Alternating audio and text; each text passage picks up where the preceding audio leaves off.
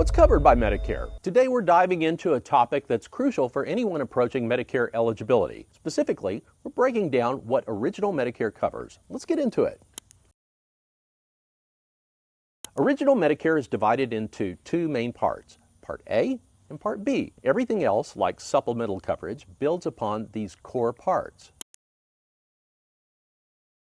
Medicare Part A covers inpatient services such as a hospital room, meals, and various nursing and healthcare services. However, it's important to note that your doctor services are covered under Part B, even when you're in the hospital. Here's the nitty-gritty. Medicare Part A covers a semi-private hospital room and meals. I always say that nothing says recovery like green jello. It covers care in special units like intensive care, drugs, and medical supplies during an inpatient stay, lab tests, x-rays, and medical equipment during inpatient care, some blood transfusions, an operating room and recovery room services. Part A also covers skilled nursing services, part-time skilled nursing care for homebound patients after a qualified inpatient stay, and rehabilitation services following a qualified inpatient stay. And finally, hospice care.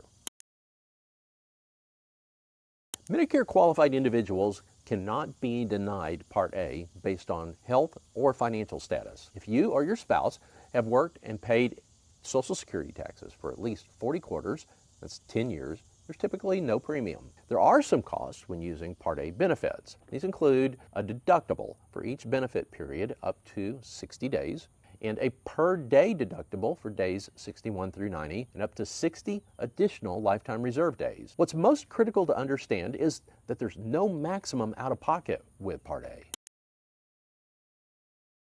So let's talk about Medicare Part B now. As with Part A, you can't be denied Part B coverage regardless of your health or financial status. It's a guaranteed issue. You also have the flexibility to see any provider in the country that accepts original Medicare. Here's what Part B helps to cover. Part B is for doctor visits, even when you're in the hospital. It includes an annual wellness visit and preventive services, clinical laboratory services like blood and urine tests, diagnostic tests such as x-rays, MRIs, CT scans, and EKGs.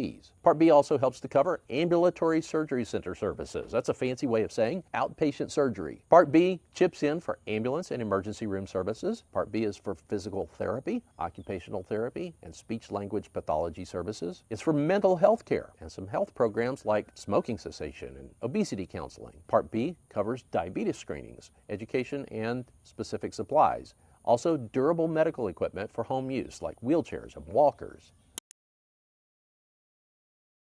Certain types of infusion medications are also covered under Part B if administered by a medical professional in a clinical or hospital setting.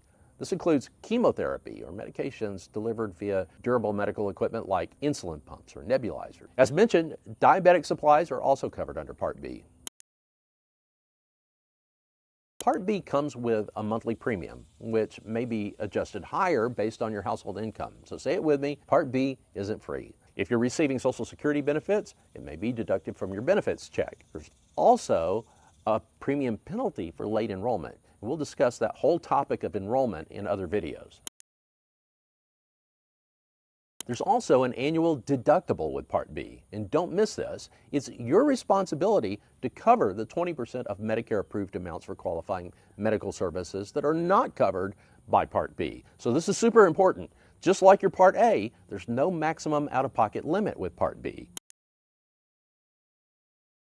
So we've talked about what Part A and Part B cover, but it's essential to know that they don't cover everything. You might be surprised to learn that you'll have some out-of-pocket costs that could add up significantly depending on your healthcare needs. Again, I want to reiterate that there's no out-of-pocket maximum with original Medicare, meaning that a serious illness or injury could lead to some financial stress. Additionally, prescription drugs aren't covered, and that can be a significant expense as we age. We'll talk a lot more about prescription drug coverage in other videos.